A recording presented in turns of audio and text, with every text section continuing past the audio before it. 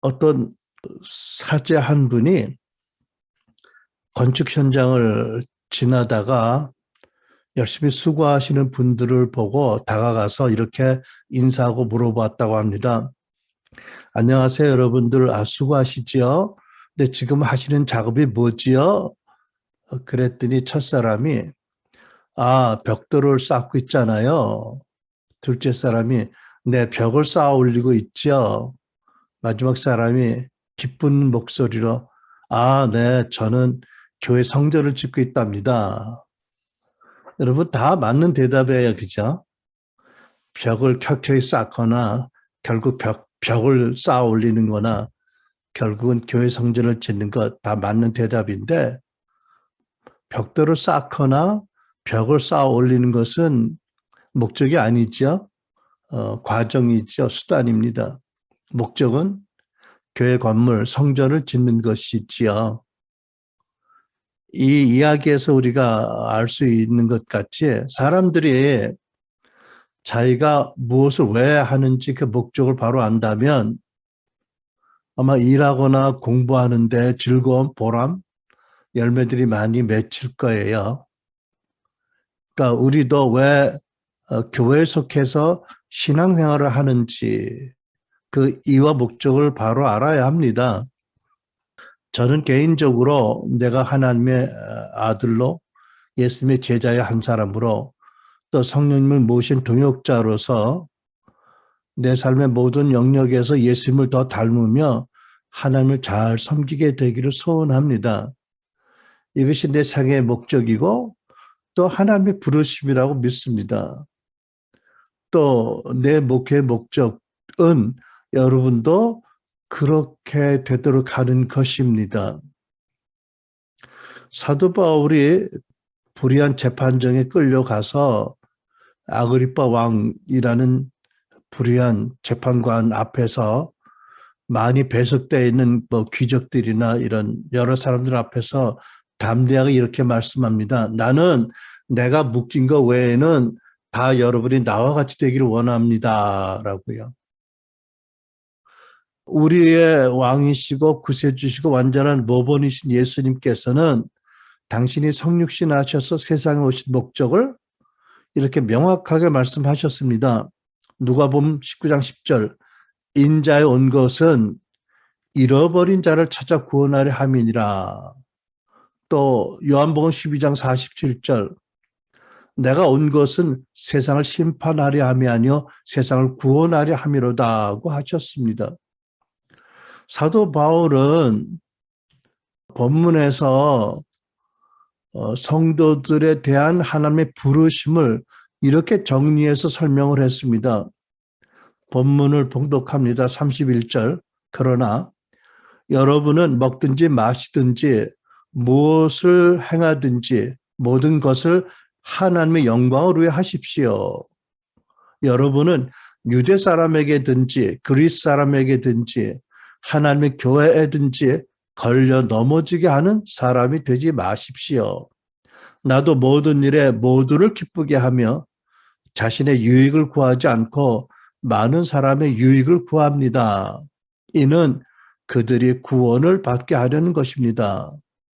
11장 1절 내가 그리스도를 본받는 것처럼 여러분은 나를 본받는 사람들이 되십시오. 이 본문의 말씀은 고린도전서 10장 30절에서 11장 1절 말씀이고요. 제가 우리말 성경으로 봉독해 드렸어요.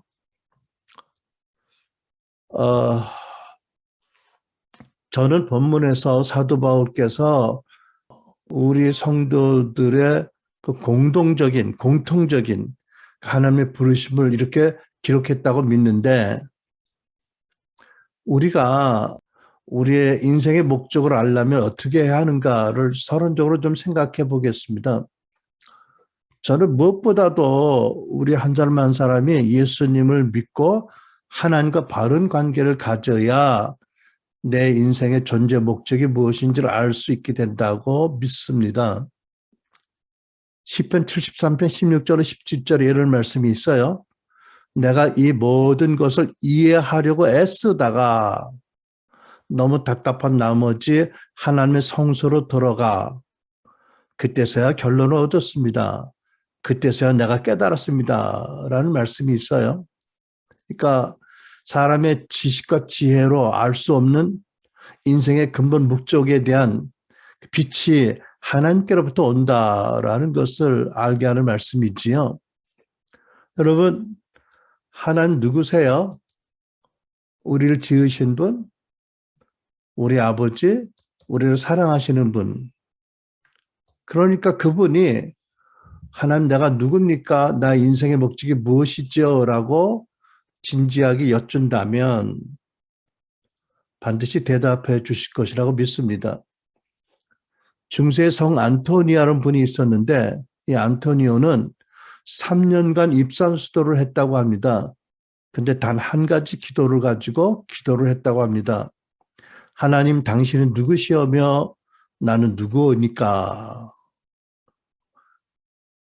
저는 우리 각각의 스토리가 있지만 저는 33살에 그러니까 예수님이 십자가에 돌아가신 연세가 33이라고 믿는데 그 나이에 예수님을 믿게 된 다음에야 비로소 내 인생의 목적이 무엇인지를 깨닫게 되었어요. 그 지식이 그 전에는 상상하지도 못했던 새로운 인생의 삶의 길을 가도록 이끌었습니다. 그래서 돌이켜보면 정말 은혜를 많이 받았는데 또 돌이켜보면 죄도 많이 지었어요. 근데 결코 후회하지 않습니다. 하나님의 사랑이 날마다 나를 덮고 계시기 때문이고요. 아직도 개인적인 기도 제목이 있지만 또 여전히 부족이 많고 허물이 많지만 저같이 지극히 평범한 사람에게 베푸신 그 은총이 그 놀라운 사랑을 생각하면 무엇보다도 하나님의 존재를 나에게 보이신 것, 나에게 접근하도록 부르신 것, 허락하신 것 생각하면 정말 눈물로 감사할 뿐이지요. 그래서 나는 예수 믿는 성도들이 자기 인생의 부르심이 무엇인지, 목적이 무엇인지 알게 해달라고 기도하면 늘 그렇듯이 하나님께서 아주 점진적으로 우리 마음의 빛을 더 비춰주시고 결국은 깨닫게 하신다라고 믿습니다. 그리고 하나님께서 당신이 우리를 부르신 그 존재가 되도록 우리를 이끌어 가시고 변화시키시고 성숙하고 성장케 하신다고 믿습니다. 그러니까 우리가 예수 그리스도를 만나고 하나님과 바른 관계를 가져야 되는데 그러기 위해서는 예수님을 만나야 되는데 먼저 우리가 만났고 또 많은 사람들이 꼭 만나야 될 예수 그리스도가 누구신가를 성경의 증거를 통해서 살펴보기를 원합니다.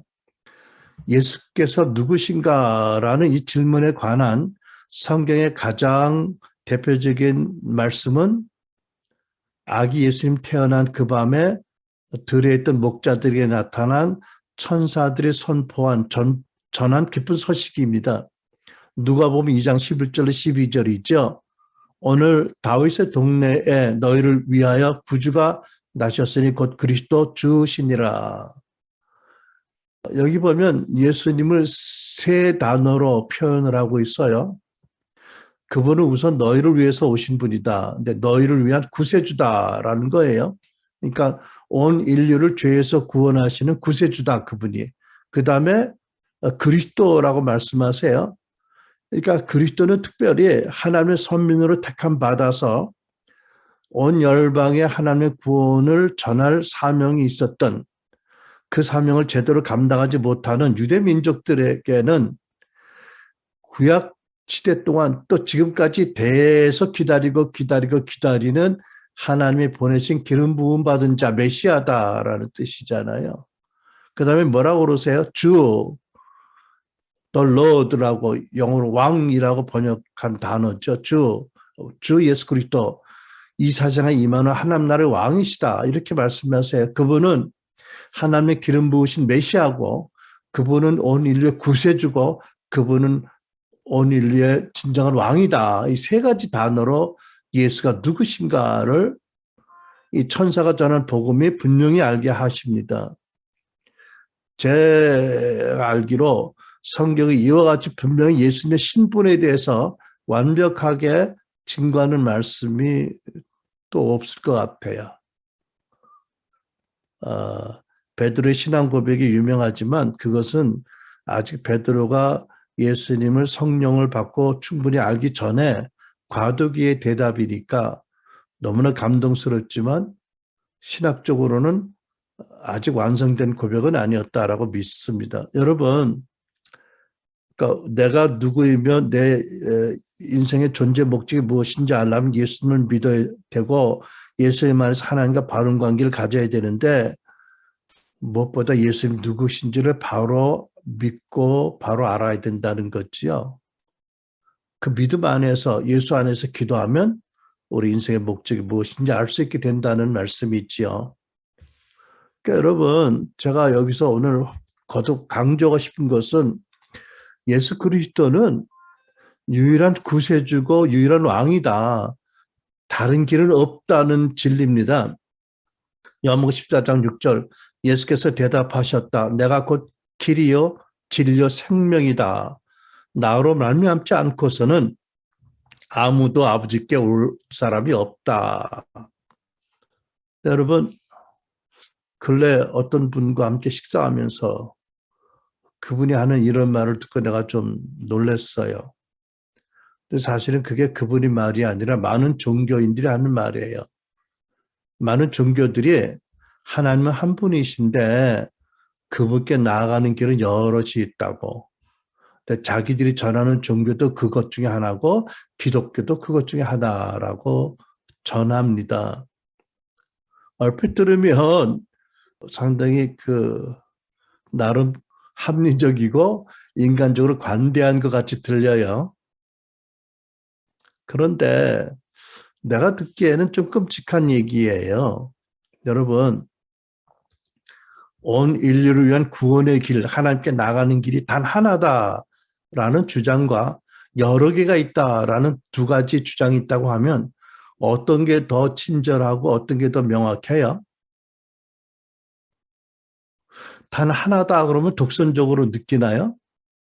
그렇다면 신이 전능하지 못해서 온 우주와 지구와 사람을 창조할 때 여러 신들을 불러 모아서 컨소시엄을 만들어서 합력해서 만들어서 여러 길이라고 할까요? 말이 안 되지 않아요? 여러분 어떠세요? 여러분 인간에게 인생의 가장 중요한 영생에 이르는 길이 구원의 길이 단 하나라는 이 가르침이 오히려 친절하고 명확하고 밝고 건강한 게 아닌가요? 나만 그렇게 느끼는 건 아니죠. 여러분 구원의 길이 하나가 아니라 여럿이라면 어느 누가 내가 지금 가고 있는 길이 구원의 길이 맞아? 이 길이 구원의 길인지 아닌지 어떻게 알고 어떻게 확신할 수 있어요? 저쪽 가는 사람 보고 하이 너도 가고 있니? 나도 간다. 어디한테 아버지 하나님께 뭐 이게 되나요? 다른 길을 가면서? 여러분 어떤 사람들은 그렇게 가르치는 것 같아. 믿는 신자들의 숫자가 많은 종교가 고등 종교고 그 고등 종교들은 다 이름은 달라도 한 분 하나님께 나가는 길이다. 세상에 얼마 이상이어야 고등 종교예요? 100만 명? 500만 명? 세계적으로? 아니면 한국만 따져서? 그럼 세계적으로 각 나라마다 또 길이 다 달라? 정말 내가 보기에는 가장 비인간적인 주장이고 정말 혼란스럽게 하는 주장이다 이건. 그러니까 나는 길이요 진리요 생명이고 나로 말미암지 않고는 아버지께 올 자가 없다는 말씀이 안 믿는 사람들에게는 독선적일지 몰라도 믿는 나에게는 그거만큼 사랑과 친절과 명확한 말씀이 없다. 저는 그렇게 믿습니다. 여러분 예수 외에 다른 길은 그것이 하나님께 나가는 길이라고 아무리 뭐라고 얘기하든 아무리 철학적이든 아무리 논리적이든 어떻든 간에 무슨 표적이 있든지 거기에 다 멸망으로 인도하는 길이다. 자, 그러면 예수님이 뭘 하셨습니까? 행하심. 우리 교회에서는 예수님의 행하심에 대한 사도 바울과 사도 베드로와 성신약 성경의 기록들을 정리해서 그 사도적 복음이라고 우리가 말하고 있고, 사도적 복음에는 7개의 기둥이 있다라고 말해 옵니다. 그러나 오늘은 그중 2가지만 설명을 하려고 합니다. 7개의 기둥이 다 동등해요. 중요성으로 따지면. 그러나 시간 관계로 오늘은 2가지만 설명을 하려고 합니다. 첫째로 예수 그리스도께서 십자가 죽으심으로 죄의 문제를 처리하시고 우리를 하나님과 화목하게 하셨다. 골로새서 1장 22절 23절. 전에 여러분은 악한 일로 하나님을 멀리 떠나 있었고 마음에서 하나님과 원수가 되어 있었습니다. 그러나 지금은 하나님께서 그리스도의 죽으심으로 말미암아 그의 육신의 몸으로 여러분과 화해하셔서 여러분을 거룩하고 흠이 없고 책망할 것이 없는 사람으로 자기 앞에 내세우려고 하셨습니다. 그래서 누구든지 예수 그리스도를 구세주와 주로 믿고 영접하면 그 모든 죄를 용서받고 하나님과 화목되고 화해하고 성령 받고 영생 받고 하나님 자녀를 거듭난다. 요한복음 1장 12절. 영접하는 자 곧 그 이름을 믿는 자들에게는 하나님의 자녀가 되는 권세를 주셨으니. 근데 저는 여기에 그 하나님께서 아들의 몸으로 우리와 화해하셨다라는 말씀이 너무 고맙고 감사하게 느껴요. 하나님은 완전한 진리이시고 영원 불멸한 진리이시지만 우리가 유한하기 때문에 우리가 하나님에 대해서 유감이 있으면 하나님께서 그래 화해하자. 그래 네가 지금 네 인생의 지점에서 네 지식으로 나를 다 이해 못하지. 그래서 네가 나한테 유감이 있다고 그러면 좋아. 그래 화해하자. 내가 잘못했다. 내 품에 안겨라. 그러신 뜻이 있는 거 아닌가요? 하나님은 잘못하신 게 아니라 우리 유한한 지식으로 우리의 짧은 경험으로 그분의 행사를 다 이해 못하니까 그래 섭섭할 수도 있어. 그래 네가 보기엔 좀 이성적으로 완벽하게 떨어지지 않을 설명이 있을 수 있어. 그래도 난 너의 아버지고 나는 영원전부터 너를 알고 있고 사랑으로 택했고 내 품에 안겨. 앙탈 부리지 말고 우리 서로 화해하고 사랑하자. 이러신 거 아닌가요? 여러분, 예수님이 십자가의 죽음에서 부활하셔서 사단과 죽음의 권세를 모두 이기셨어요. 예수께서 부활하셔서 놀라운 비밀은 뭐냐면 사단의 세력을 포로로 붙잡아 앞세우시고 개선행진을 하신 거예요. 우리가 어떻게 아느냐? 성경이 말씀하니까 어디서? 골로새서 2장 14절로 15절.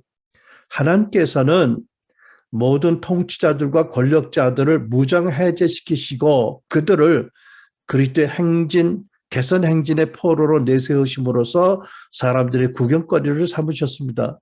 여러분 왜 그 배너, 우리 와이프가 가장 좋아하는 명작 중에 명작 배너를 보면 그 개선 장군이 이렇게 개선 행진할 때 맨 앞에 뭐가 가죠? 정확하진 않아도 뭐 코끼리도 가고 뭐 원숭이도 가고 뭐 가더라고. 그러고 그다음에 뭐가 가요? 적군의 포로들이 가잖아, 그죠? 그 다음에 뒤에 뭐가 포로 중에 대장들이 가. 다 굴비같이 이렇게 묶여가지고 그러고 그 다음에 개선 행진 부대가 가고 맨 뒤에 개선 사령관이 환호를 받고 들어갔잖아, 그죠? 여러분 그 영화 기억나요? 그거 굉장히 성경적이에요. 골로새 2장 14절 15절. 그리고 더 나아가서 하나님께서 예수 믿는 우리를 여러분과 나를 이미 그리스도와 함께 하늘 보좌에 앉게 하셨잖아요. 에베소 2장 6절. 허물로 죽은 우리를 그리스도와 함께 살리셨고 또 함께 일으키사 그리스도 예수 안에서 함께 하늘에 앉히시니 어디에 앉아있다고 우리가? 예수님과 함께 어디에? 예수님 보좌, 어린 양의 보좌에 함께 앉아있다. 그러셨잖아요. 그러니까 여러분 그러므로 구원받은 우리들은 내가 나를 어떻게 생각하는 것 관계없이 하나님께서 이미 말씀으로 계시한 것은 우리는 그리스도 안에 있는 자들이고 그리스도와 함께 보좌에 앉아있는 자들이다. 원수 마귀는 이미 예수님 부활하실 때 다 포로로 잡혀서 개선 행진의 포로로 잡혀서 사람들의 조롱거리가 되게 하셨다. 이게 진리예요. 그러니까 나는 우리가 하늘 법정에 서서 사단에게 고소를 당하는 존재가 아니라고 믿어요. 다만 우리가 아는 것은 사단이 성령을 모신 우리 마음의 법정, 마음의 성전에 들어와서 우리를 고소하고 참사하지요. 그는 하늘 법정이 아니고 성령을 모신 우리의 내면의 법정이에요. 양심의 법정. 나는 이 복음의 핵심을 우리가 다 명확하게 이해하고 머리로 이해하고 가슴에 새겼으면 좋겠어요. 자, 그래서 이런 믿음으로 내가 누굽니까? 하나님 나의 부르심이 무엇입니까? 라고 기도하면 하나님께서 성령으로 말미암아 진리를 더 비춰주시고 깨닫게 하시고 우리에게 온전히 우리의 부르심, 존재 목적이 무엇인지 내가 왜 살아야 되는지를 알게 하신다고 믿습니다. 자, 이것은 서론이었고요. 이제부터 본론으로 말씀을 드리기 원합니다. 자, 그러면 오늘 본문이 알게 하는 성도들의 부르심, 기본 목적이 무엇인가? 제가 세 가지로 사도 바울께서 기록했다고 설명했잖아요. 하나씩 설명을 드립니다. 첫째, 31절. 우리는 첫째로 범사의 모든 면에서 하나님께 영광을 올리며 예배자로 살아야 한다. 31절 이렇게 기록되어 있죠. 여러분은 먹든지 마시든지 무엇을 행하든지 모든 것을 하나님의 영광을 위해서 하십시오. 여러분 먼저 여기에 하나님의 영광이라는 단어가 있는데 영광을 어떻게 올릴 수 있느냐?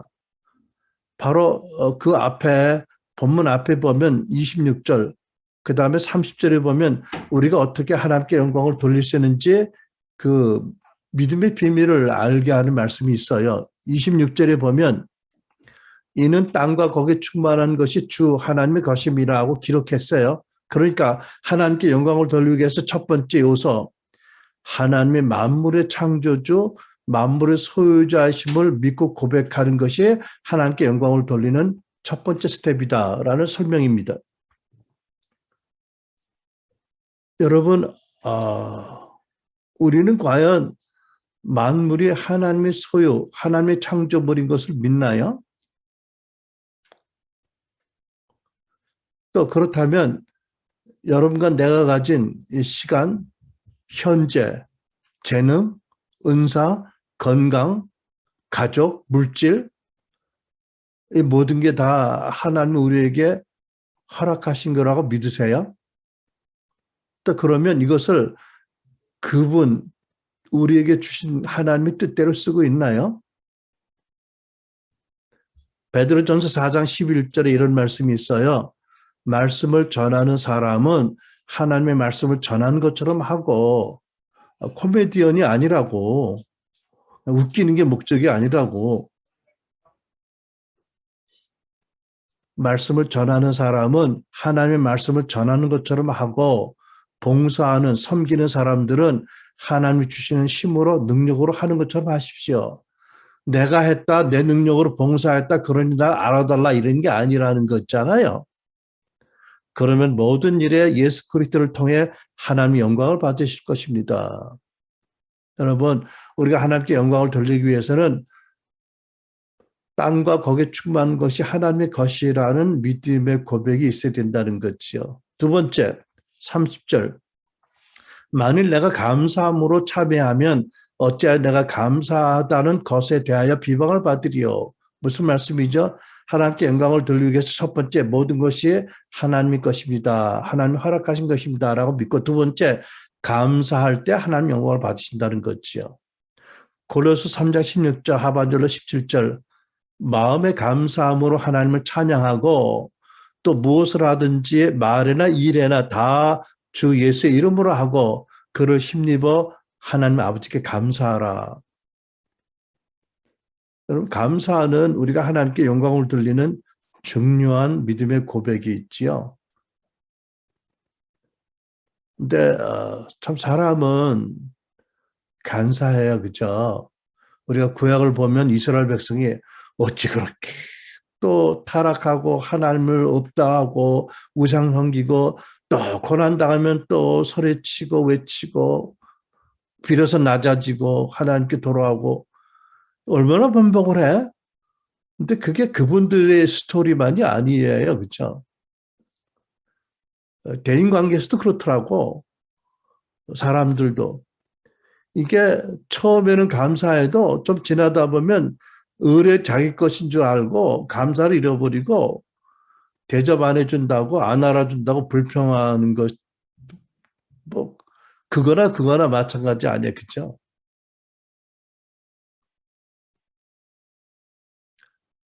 여러분, 우리가 하나님 주신 것을 당연히 여기고 또 다른 사람과 비교하고 불평하고 그랬다면 회개해야 되는 거예요. 그죠? 그러니까 하나님께 영광 돌리는 태도가 전혀 아니에요. 그러니까 여러분, 우리가 이렇게 공예배에 참여할 때뿐만 아니라 우리가 차를 운전하거나 뭐 기차를 타고 어디 가거나 또는 일터에서 아르바이트를 하거나 학교에서 공부를 하거나 물을 마시거나 밥을 먹거나 뭐 라면을 먹을 때 이 모든 것이 하나님이 나에게 주신 것입니다. 하나님 감사합니다. 그리고 먹고 마시면 어떻게 된다고요? 하나님 영광을 받으신다. 그렇게 하라. 그렇게 해서 하나님께 영광을 돌리는 게 너의 부르심의 첫 번째다라는 것이 사도 바울의 강력한 당부이고 교훈이잖아요. 그죠? 여러분 믿으세요? 우리가 꼭 어떻게 뭐 길에서 전도 안 하고 굳이 안 하더라도 목사가 아니고 뭐 집사가 아니더라도 우리가 사회에서 일터에서 하는 여러 가지 직장 일을 하던 뭐 택시를 운전하던 이것이 하나님께 나에겐 직장입니다. 내가 이것으로 사람들을 섬깁니다. 하나님 사람들을 안전하게 운반하도록 은혜 주시고 이것을 통해서 내가 살 수 있으니 얼마나 감사한지요. 일할 수 있는 엄사를 감사한지요. 또 혹시 사람들에게 복음 전하는 게 얼마나 감사한지요라고 한다면 그분의 택시는 하나님께 영광을 돌리는 이동하는 성전이잖아. 그죠? 여러분 이게 진정 하나님을 범사 인정하고 그리고 감사하는 진정한 생활 예배자의 바른 모습이에요.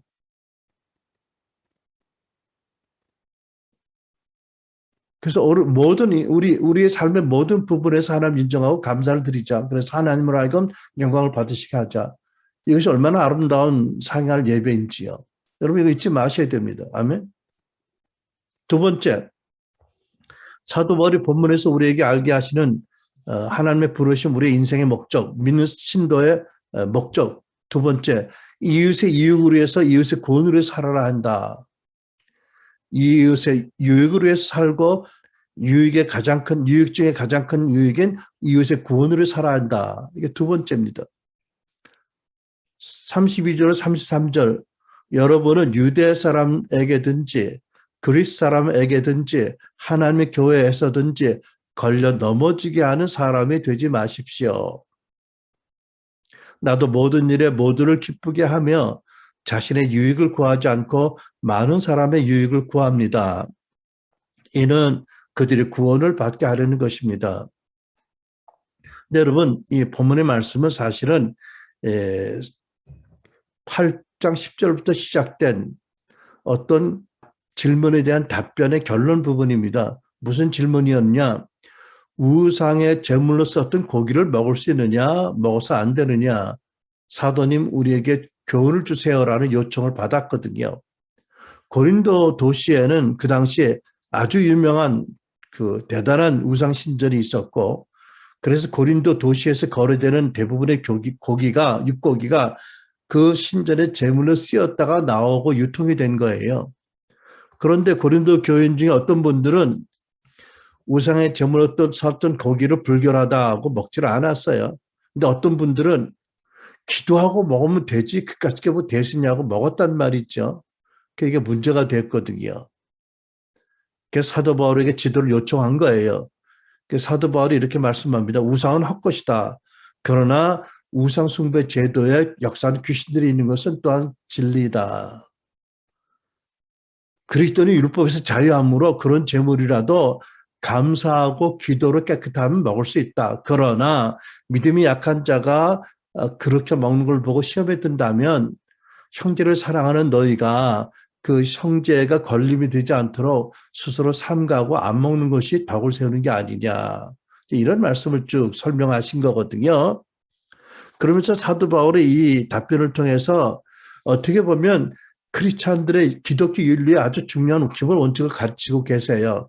뭐냐면 첫째, 그리스도인들은 다른 사람들을 죄짓게 하거나 걸려 넘어지게 하거나 마음 상하게 하는 일, 거치는 일을 하지 말아야 된다. 무엇을 하든지 자기 유익보다 이웃의 유익을 먼저 생각하는 것이 옳다. 내가 당하는 권리가 있고 이치적으로 내가 조금 더 지지 않아도 짐짓 양보하고 이웃의 이익을 위해서 양보하는 것이 더 아름다운 것이다. 그게 덕을 세우는 것이고 크리스찬에 마땅한 윤리 기준이다. 이런 것을 가르치신 줄 압니다. 그러니까 우리가 여러분 내 권리를 주장하기 이전에 이웃의 유익이 되는 것이라면 내 유익을 양보할 수 있도록 그런 관점에서 상대방의 입장에서 생각하는 그런 태도를 가져야 한다. 그것이 알고 보면 이웃사랑의 하나의 구체적인 실천 방안이다. 그렇죠? 그리고 무엇보다도 여러분 우리는 이미 하나님 아버지의 놀라운 사랑을 받고 있는 그분의 자녀들이 있잖아요. 예수께서 사도 요한이 이렇게 말씀합니다. 제자들을 사랑하시되 끝까지 사랑하셨다고요. 이 끝까지 사랑하시던 말씀이 참 감동적이에요. 그죠? 무슨 뜻일까요? 아직도 사도이면서도 주님을 잘 몰라. 그렇게 은혜를 입고도. 아직도 주님의 마음을 헤아릴 줄 몰라. 아직도 영적으로 어두운 점이 있어. 틈만 나면 우리 중에 누가 제일이냐고 다투어. 최후의 만차 석상까지 가서도 다투어. 이분들이. 누군데 사도님들이. 그래도 예수님께서 저들을 끝까지 사랑하셔서 최후의 만차 석상에서 저들의 더러운 발을 치니 일일이 발을 씻어주셨잖아요. 그죠?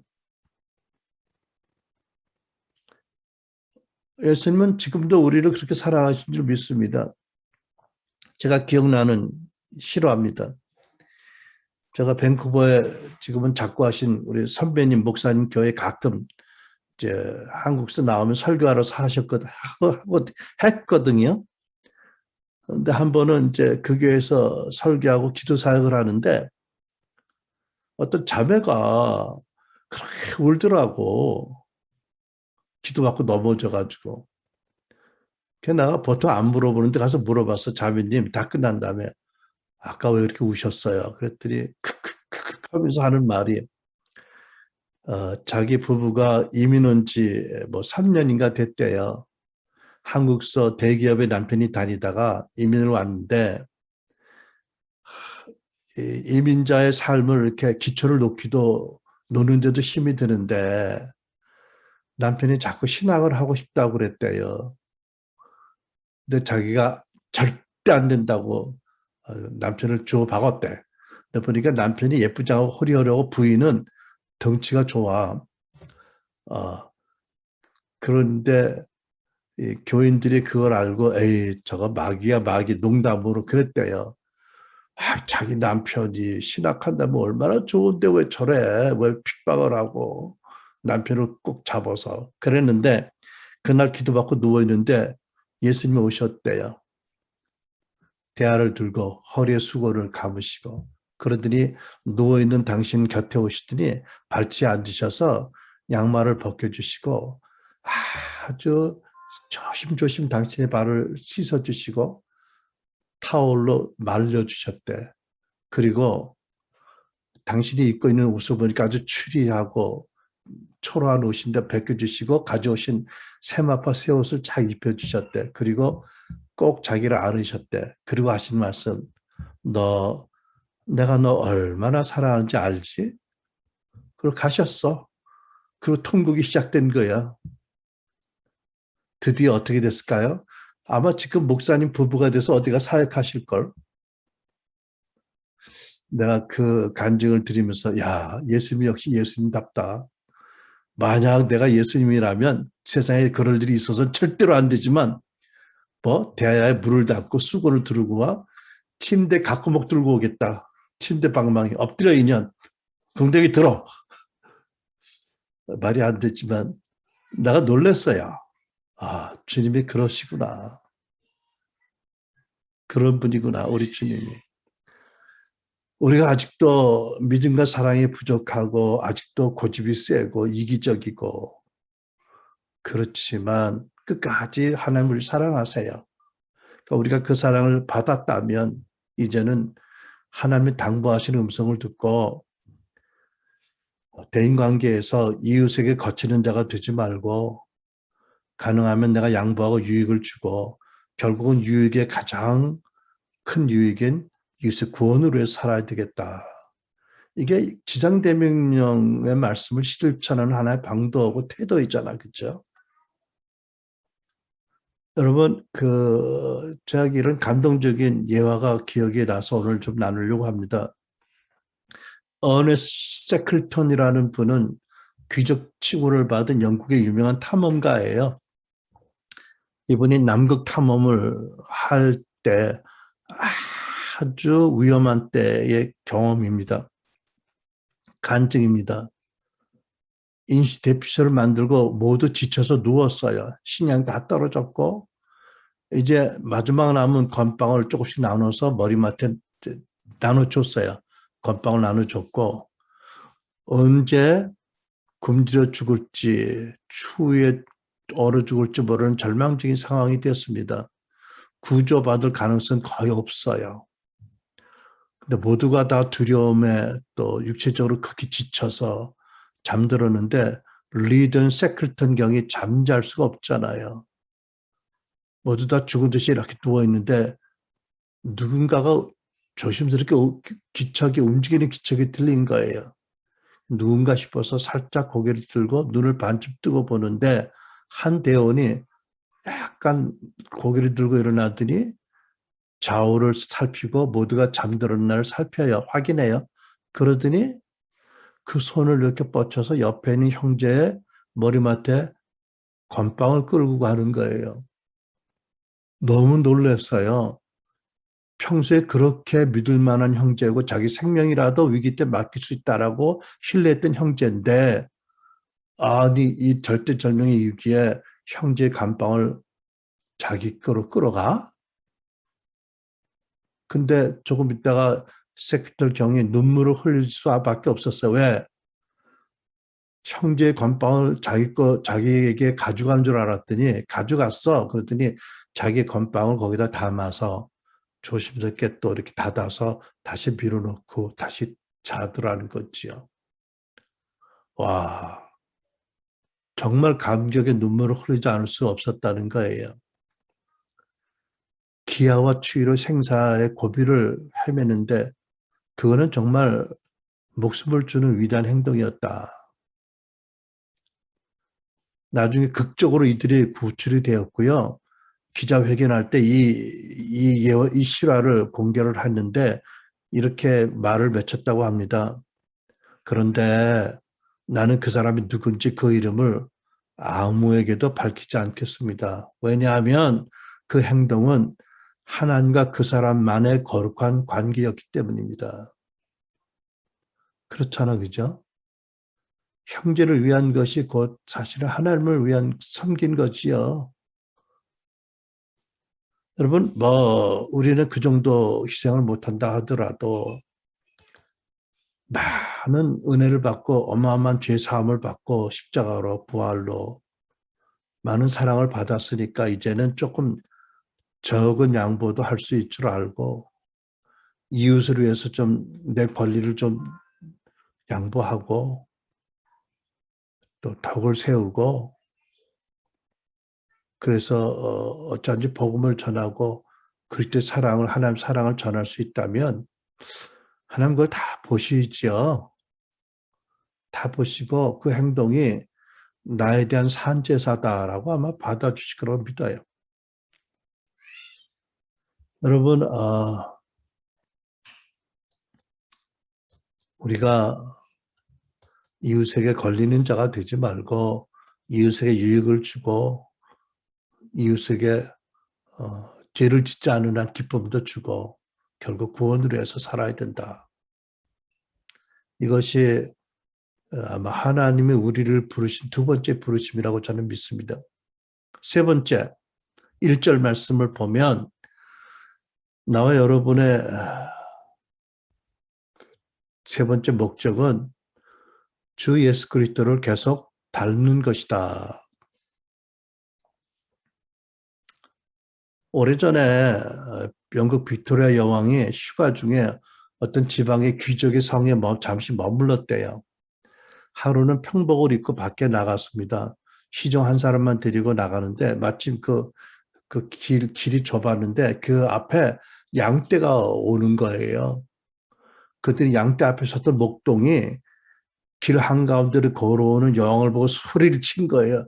아, 얼른 길 비켜요. 이 바보 같은 할머니 같으니라고 여기 양들이 오는데 안 비켜요? 그랬더니 시종이 놀라가지고 쫓아가서 이놈아 저분이 여왕 폐하시다 그랬더니 그 목동이 눈이 뜬그러지더니 이렇게 말했대. 아, 그래요? 아, 그럼 여왕처럼 차려입고 다녀야 알아보지요? 그랬다는 거예요. 여러분, 우리가 누구예요? 우리도 하나님의 아들, 딸이고 하늘나라 왕자고 공주잖아. 근데 뭐 우리가 다니는 행색을 보면 왕자답고 공주답지가 전혀 못하잖아. 그러니까 사람들이 못 알아보고 목동한테 야단 맞잖아. 비키라고 그러고. 여러분, 세 번째 목적, 그리스도를 닮고 사도 바울을 닮아서 변화되고 성화되는 것이다. 세 번째 목적이에요. 그런데 사도 바울의 본문에서 내가 그리스도를 본받는 자 된 것 같이 너희는 나를 본받는 자 되라고 하셨을까요? 그러니까 옛날 우리 못 됐을 때 전문 용어로 쓰리쿠션을 돌리는 거야, 그치? 아, 왜 직접적으로, 직설적으로 너희는 그리스도를 본받으라 그러면 되잖아. 아, 근데 뭐 어렵게 얘기하세요. 내가 그리스도를 본받는 자 된 것 같이 너희는 나를 본받으라고. 왜 그러셨을까요? 이거 생각하면 아주 심오한 진리가 여기 있어요. 여러분, 사도 바울은 여기에서 너희는 예수 그리스도를 본받는 자 같이 뭐 이렇게 안 하고 예수도 아니고 그리스도라는 단어를 굳이 기록하세요. 너희는 내가 그리스도를 본받는 자 된 것 같이 나를 본받으라.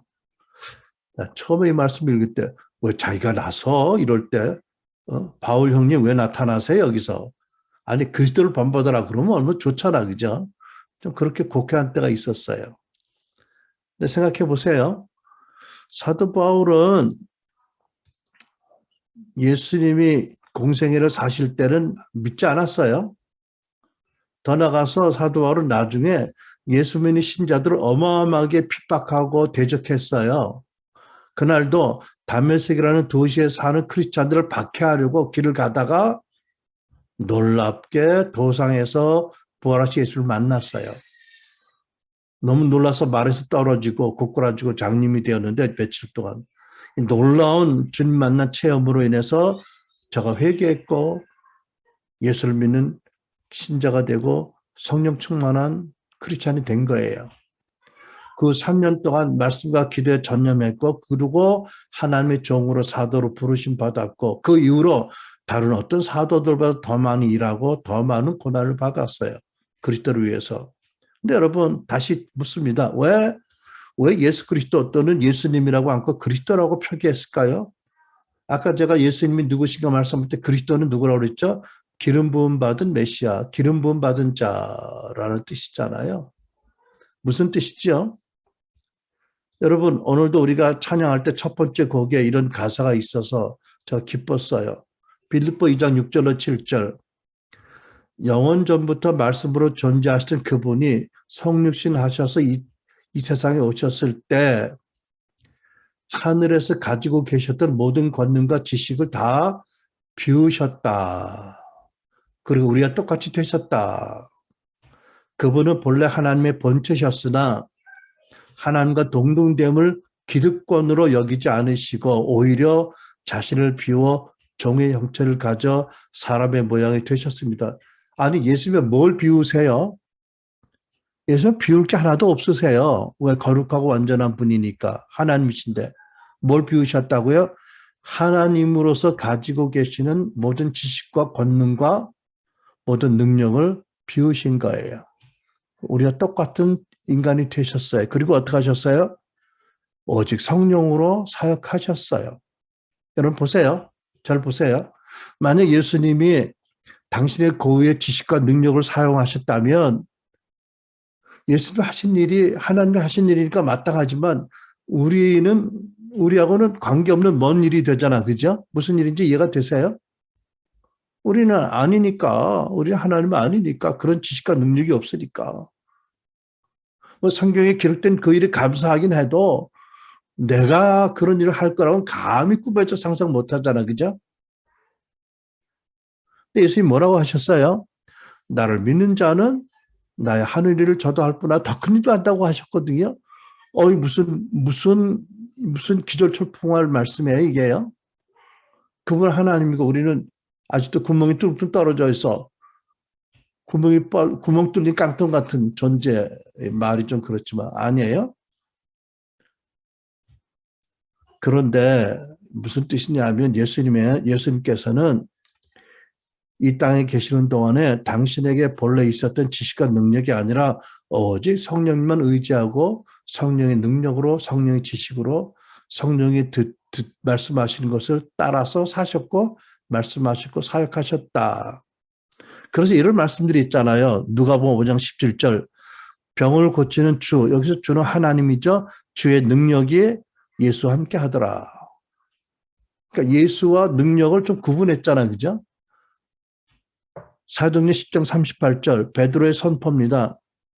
하나님이 나사렛 예수에게 성령과 능력을 기름 붓듯 하셨음에 저가 두루 다니시며 착한 일을 행하시고 마귀에게 눌린 모든 자를 고치셨으니 이는 하나님이 함께 하셨습니다. 그러니까 예수님에게 성부 하나님께 성령 하나님을 함께하게 하셨고 성령을 통해서 성령과 능력을 기름 붓듯 하셔서 모든 선한 일을 모든 가르침을 모든 귀신 쫓는 일을 하나님 나라를 세운 일을 하셨다는 거예요. 누구의 능력으로? 당신의 고유의 능력과 지식이 아니라 오직 성령의 능력으로 성령이 주시는 지식으로. 그러니까 예수님의 말씀 요한복음 14장 12절 말씀이 비로소 가능성이 있다고 보여지지 않으세요? 내가 진실로 진실로 너에게 이르노니 나를 믿는 자는 나의 하는 일을 저도 할 것이요 또한 이보다 더 큰 일도 하리니 이는 내가 아버지께로 가미니라. 무슨 말씀이에요? 내가 아버지께 가서 너희들이 성령을 보내겠다. 그러니까 내 안에 계셨던 성령이 너희들 안에 계시니까 너희도 그 성령을 의지하면 내가 하는 일을 할 수 있다라는 약속을 하신 거잖아. 그렇죠? 그래서 제자들에게 예루살렘을 떠나지 말고 아버지 약속하신 것을 기다리고 그 다음에 예루살렘을 떠나서 사역을 하라. 복음을 전파하라. 세상을 다니면서 제자를 양육하라. 하나님 나라 전파라고 하셨잖아요. 그래서 사도 바울이 이런 말씀을 해요. 고린도서 3장 3절로 5절. 내가 여러분에게 갔을 때 나는 연약하고 두렵고 떨리는 가운데 있었습니다. 내 말과 내 선포는 지혜롭고 그럴듯한 말들로 한 것이 아니라 성령의 능력이 나타낸 증거로 한 것입니다. 이는 여러분의 믿음이 사람의 지혜에 있지 않고 하나님의 능력에 있게 하려고 한 것입니다. 사도 바울이 계속 연약하고 두렵고 떨렸대요. 왜 그랬을까요? 저는 이렇게 해석을 합니다. 성령님의 임재가 너무나 확실해서 그래서 떨리고 그래서 스스로를 더 연약한 존재로 여기고 언제 성령을 의지했구나. 여러분 어떨 때 성령이 놀라운 영광의 임재가 나타날 때 떤 적이 있으세요? 있잖아, 그죠? 나 많이 봤어. 하나님의 임재가 나타날 때 막 떠는 사람들. 저도 떨었고요. 저 웬만해서 안 떠는데 저도 떨었던 적이 있거든요. 그 그걸 뭐라고 설명을 못해요. 무섭지도 않은데 떨어. 정말 나는 낙엽잎 같이 느껴져. 근데 그분이 나와 함께 계셔. 떨어. 근데 힘으로 막 횡포하게 하는 분이 아닌지 내가 알아. 느껴. 나를 지극히 존중해 주시는데 그분이 임재로 내가 떨어. 두려워져. 여러분 사도 바울이 이런 태도로 성령을 인정했기 때문에 그가 사람의 지혜로 그렇듯한 말로 설교하고 선포한 게 아니라 오직 성령의 능력으로 했다. 그래야 나를 듣는 사람들의 믿음이 사람의 지혜 위에 세워지는 게 아니라 하나님 능력 위에 세워진다. 그게 참 신앙이 된다. 참 신앙이다. 이렇게 말씀하는 거 아니에요. 그렇죠? 여러분 사도행전 3장에 보면 기적이 있잖아요. 나면서부터 장애인을 베드로와 요한이 어느 날 그 앞에서 일으켰어요. 근데 그것도 처음 그날 만난 게 아니야. 오순절 이후에 하루에 2번씩 올라갔으니까 베드로 요한이 그 사람을 하루에 4번은 만났어. 그죠? 또 기가 막힌 게 뭔지 아세요? 예수님이 공생의 3년 동안 자주 예루살렘 올라가시고 성전에 가셨잖아요. 자주 그 사람 앞을 지나가셨어요. 예수님도. 근데 아무 일이 없었거든. 근데 어느 날 베드로 요한이 감동을 받아서 어느 날 우리를 주목하라 하더니 금과 은은 내게 없거니와 나에게 있는 것으로 너에게 주노니 곧 나사렛 예수 이름으로 일어나 걸으라 하니까 어떻게 했어요? 나면서 불구자가 그 순간에 기적적으로 치유받아서 그 순간에 뛰고 걸으며 하나님 찬양했잖아. 그렇죠? 그 사람들이 놀라서 모여들었어. 그랬더니 베드로가 이렇게 말합니다. 이스라엘 사람들이 왜 이를 이상하게 생각합니까? 또 우리 자신의 능력과 경건으로 이 사람을 걷게 한 것처럼 왜 우리를 주목합니까? 아브라함과 이삭과 야곱의 하나님 곧 우리 조상의 하나님께서 그분의 종 예수를 영화롭게 하셨습니다. 자기들의 능력이 많아서가 아니고요. 자기들의 경건에서 이런 기적이 일어난 게 아니래요. 하나님 예수를 높이셔서 일어난 것이고 자기는 뭐라고요? 예수의 성령이 감동 주시는 대로 순종하고 말하고 선포했을 뿐이다. 그랬더니 예수님이 나타나셔서 이 사람을 살리셨다. 이렇게 이런 말씀이잖아요. 여러분 이게 그림이 이해가 되세요?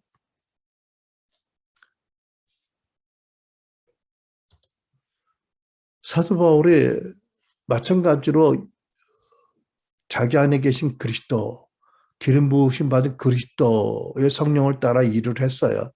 골로새서 이렇게 말씀합니다. 1장 28절 29절. 우리는 이 그리스도를 전파합니다. 우리는 모든 사람을 그리스도 안에서 온전한 사람으로 세우려고 모든 사람에게 권하며 지혜를 다하여 모든 사람을 가르칩니다. 주목해 들으세요. 나도 이 일을 위하여 내 속에서 능력으로 활동하시는 그에게 힘을 얻어서 수고하고 있고 애쓰고 있습니다. 그래, 사도 바울도 수고하고 애쓰고 있어. 그런데 수고하고 애쓰면서 나타내고자 하는 것이 자기가 아니라 자기의 능력과 자기 지식이 아니라 자기 안에서 능력으로 역사하시는 그분의 힘을 얻어서 그분의 힘으로 일한다는 거예요. 그러니까 여러분 사도 바울의 놀라운 그 사역의 비밀, 더 나아가 초대교회 거룩과 능력의 비밀이 뭔지 아세요? 성령을 듣고 순종하는 것. 약속하신 성령이 임하신 다음에 그 성령을 인정해 드리고 성령의 감동을 받고 음성을 듣고 순종하는 것. 그럴 때마다 성령의 능력이 나타나서 사람이 아니라 사도들이 아니라 하나님의 예수 그때 이름이 높아지고 복음이 선포되고 교회에 큰 부흥이 일어나더라. 그러니까 여러분 저와 여러분이 하나님의 아들로 예수님의 제자로 우리 안에 계신 성령을 듣고 순종하면 초대교회 거룩과 능력이 우리 가운데 회복될 거고요. 세상에 부인하지 못할 주의 이름의 높임을 받는 역사가 일어날 줄로 믿습니다. 우리도 예수님의 제자잖아요. 사도 바울이 그랬고 베드로가 그랬고 요한이 그랬던 것처럼. 우리도 예수님 안에 계셨던 그 성령님, 베드로 안에, 바울 안에, 요한 사도 안에 있던 그 동일한 성령님을 모시고 있잖아요. 그러면 우리도 감히 예수님 말씀, 나를 믿는 너는, 나는 예수님 하신 일을 할 수 있고 또는 더 큰 일을 할 수 있다라고 이론적으로는, 이성적으로는 고백할 수 있잖아. 그죠? 이거 돼야 안 돼요? 그냥 이성적으로 일단, 논리적으로. 돼야 안 돼요. 왜? 성령님이라는 공통 분모가 있으니까 우리에게. 어마어마한 영광을 임재하신 성령님이 우리에게 있으니까. 그죠? 요한일서 2장 27절. 그리스도께서 기름 부어 주신 것이 여러분 모두에게 있고 여러분에게 모든 것을 가르치십니다. 그 가르침은 참되고 거짓이 없으니 여러분을 가르치신 그대로 그리스도 안에 머무십시오. 여러분, 우리가 복음 안에서, 말씀 안에서 그리스도가 어떻게 사역하셨는지, 자기를 비우고 이 땅에 오셔서 또 예수님을 배신했던 사도들 또는 사도 바울이 어떻게 사역했는지, 무슨 근거를, 어떤 능력으로 사역했는지를 알고 우리도 성령을 믿고 인정해드리고 감사하며 듣고 순종하면 우리도 그렇게 할 수 있다. 최소한 성경적으로 그렇게 고백할 수 있기를 축원합니다. 그렇게 하면 우리가 사역적으로 우리도 그리스도를 닮을 수 있고 사도 바울을, 그리스도를 본받은 사도 바울을 본받을 수 있다고 저는 믿습니다. 또 한편 우리는 이 말씀에 따라서 그리스도를 본받는 사도 바울을 본받아서 성품적으로도 변화되고 성령의 열매를 맺어서 우리 성품이, 삶이 바뀌어야 된다고 믿습니다. 비록 그것이 더디겠지만 우리가 그리스도를 본받고 사도 바울을 본받아서 성품적으로 변화되기 위해서 첫째, 하나님의 말씀을 자주 읽고 말씀을 묵상하고 상고해야 된다. 왜? 말씀의 영이 양식이니까. 말씀이 우리를 회개를 인도하고 우리를 교정하고 바르게 하시니까. 더 나아가서 말씀이 우리가 선한 일을 할 수 있는 능력을 주시기 때문에 디모데후서 3장 16절 17절 모든 성경은 하나님의 감동으로 된 것으로 교훈과 책망과 바르게 함과 의로 교육하기에 유익하니 이는 하나님의 사람으로 여러분과 나로 하여금 온전하게 하며 또 모든 선한 일을 행할 능력을 갖추게 하심이기 때문이지요. 그러니까 우리가 하나님의 말씀을 자주 읽고 바로 읽도록 은혜를 구하고 배우고 말씀을 상고해야 된다. 두 번째, 서신서에 기록된 말씀을 따라서, 성경 말씀을 따라서 믿음의 기도로 우리 옛사람, 특별히 옛사람의 정과 욕심과 기질의 십자가 못 받고 죽게 하고 성령의 다스림을 구하고 그리스도의 마음을 구하고 그리스도를 따라야 한다. 갈라디아 5장 25절 26절 그리스도 예수의 사람들은 육신의 기질과 함께 정과 욕심을 십자가 못 박았느니라. 만일 우리가 성령으로 살면 또한 성령으로 행할지니 우리가 성령으로 복음을 믿음으로 거듭났으면 성령으로 살아라. 성령으로 행하려면 너희들이 육체와 함께 정과 욕심을 십자가 못 박아야 된다는 말씀이잖아요. 그죠? 근데 모든 크리스찬들이 성령을 따라 살기 원해요. 근데 어려운 게 뭐죠? 그 육체와 정과 욕심을 못 박으라는 말씀을 몰라서, 구체적 의미를 몰라서 그걸 못하니까 우리 안에 계신 성령을 따르는 게 그렇게 힘들고 성령 충만을 유지하기 그렇게 힘든다는 거지요. 갈라디아 5장 16절 너희는 성령을 쫓아 행하라. 쫓아 행할 수 있으니까 쫓아 행하라고 하셨죠. 그리하면 육체의 욕심은 이루어지지 아니하리라. 그러니까 여러분 우리가 이 말씀들을 바로 깨닫고 바르게 믿음으로 말씀의 원리로 적용을 해서 우리 옛사람의 기질과 정과 욕심 시작을 못 받고 그것이 죽은 것 이상으로 성령께서 오셔서 우리를 다스리시고 우리를 이끌어 달라고 기도해야 된다.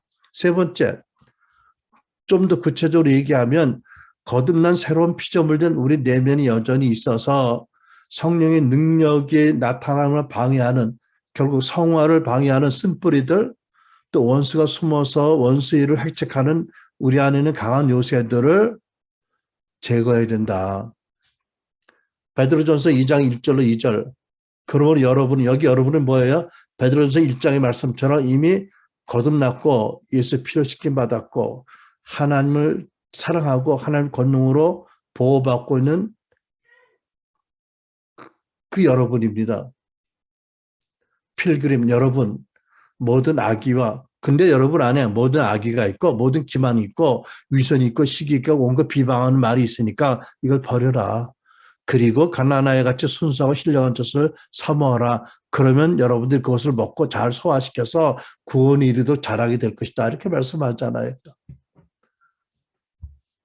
여러분 모든 교회가 말씀을 강조하는데 이 말씀들을 바로 안 가르치고 말씀들을 바로 적용하도록 가르치질 않아. 그러니까 거의 대부분의 거듭난 크리스찬들 하나님 뜨겁게 사랑하고 정말 생명을 내놓을 만큼 헌신되어 있는데 그 안에 여전히 모든 악의가 있고 모든 기만이 있고 모든 위선이 있고 시기가 있고 온갖 비방한 말이 있대. 내 말씀이 아니라 있어요. 네 때가 아니라 하나님 말씀이에요. 그죠?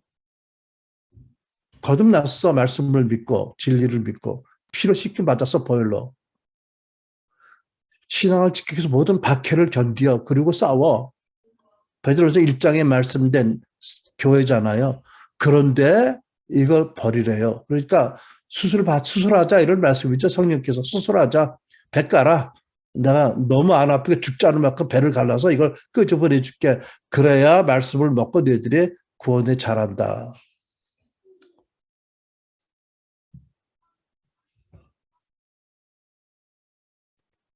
그래야 우리가 성령을 따라 살면서 성령의 열매를 맺으면서 그리스도의 성품을 닮아서 변화될 수 있잖아. 그죠?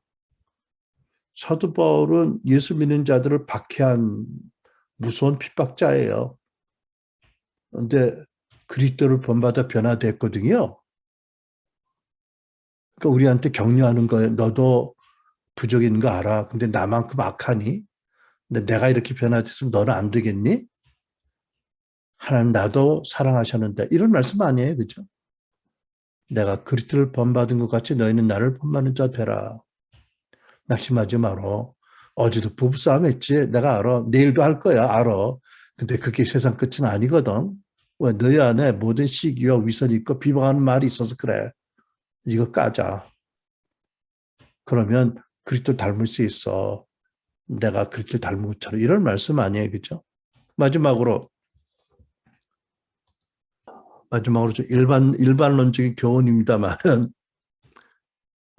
우리가 늘 예수님이 지금 나라하시면 예수님이 어떻게 하실까를 기록된 말씀과 기도 가운데 여쭙고 마음에 오는 감동대로 그 감동대로 성실하게 진실하게 살아가야 됩니다.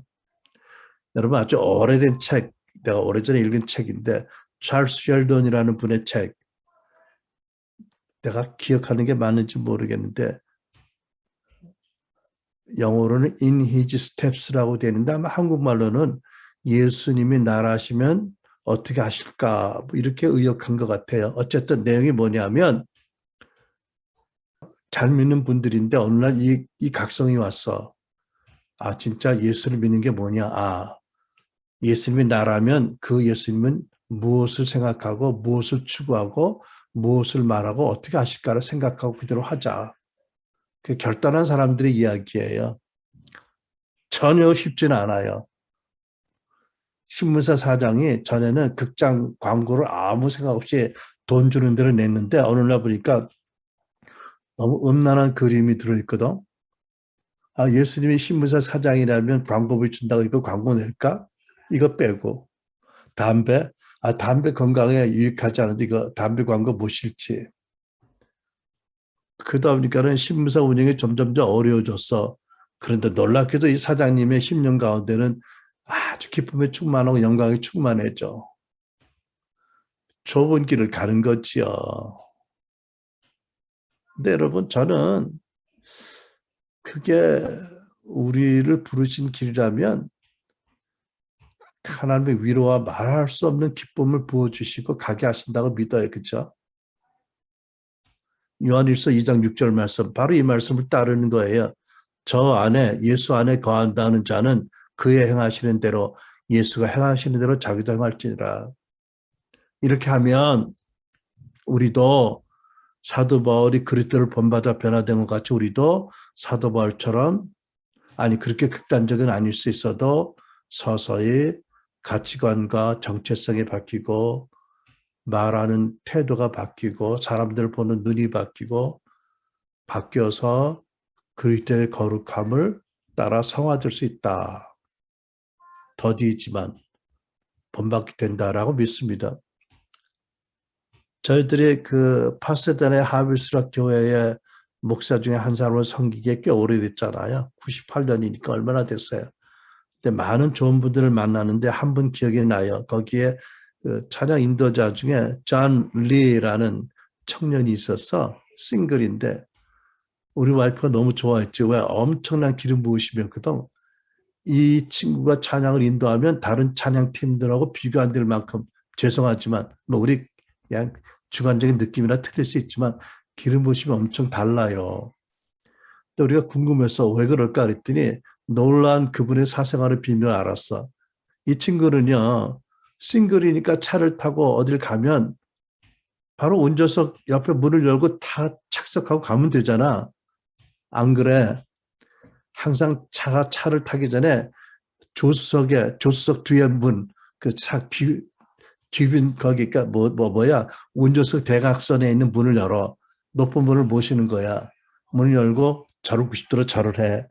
조폭이 뭐 하듯이. 그리고 타게 하신 다음에 문을 닫고 뛰어와서 자기가 운전하고 가겠습니다. 주님, 그리고 가. 뭐 한 거라고? 예수님의 임재를 늘 상상하고 한 거예요, 믿음으로. 그러면 예수님 모시고 가면서 그냥 갔겠어? 대화는 안 했겠어? 뭐, 예수님 오늘 날씨 참 좋네요. 아, 여기 참 단풍이 이쁘죠? 아무튼 최소한도 이런 얘기를 안 하겠냐고. 근데 그분이 워낙 과묵하셔서 말 대답은 잘 안 하셔도 꾸준히 여쭙지 않았겠냐고. 그치? 이게 그 하나님의 임재를 행하는 거잖아, 믿음으로. 그죠? 비록 그게 상상이라 할지라도 하나님 보시기에 얼마나 기특하실까? 어떻게 생각하세요? 멋쩍어? 바빠? 그냥 갈 거야? 여러분,